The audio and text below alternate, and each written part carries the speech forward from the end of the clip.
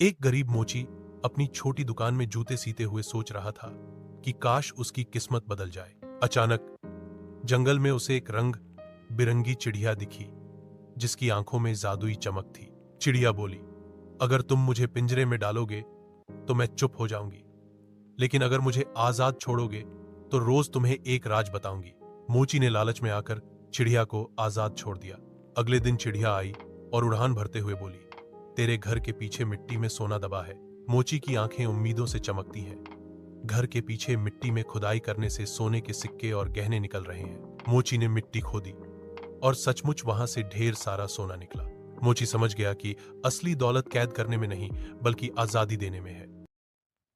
एक गरीब मोची अपनी छोटी दुकान में जूते सीते हुए सोच रहा था कि काश उसकी किस्मत बदल जाए। अचानक जंगल में उसे एक रंग बिरंगी चिड़िया दिखी, जिसकी आंखों में जादुई चमक थी। चिड़िया बोली, अगर तुम मुझे पिंजरे में डालोगे तो मैं चुप हो जाऊंगी, लेकिन अगर मुझे आजाद छोड़ोगे तो रोज तुम्हें एक राज बताऊंगी। मोची ने लालच में आकर चिड़िया को आजाद छोड़ दिया। अगले दिन चिड़िया आई और उड़ान भरते हुए बोली, तेरे घर के पीछे मिट्टी में सोना दबा है।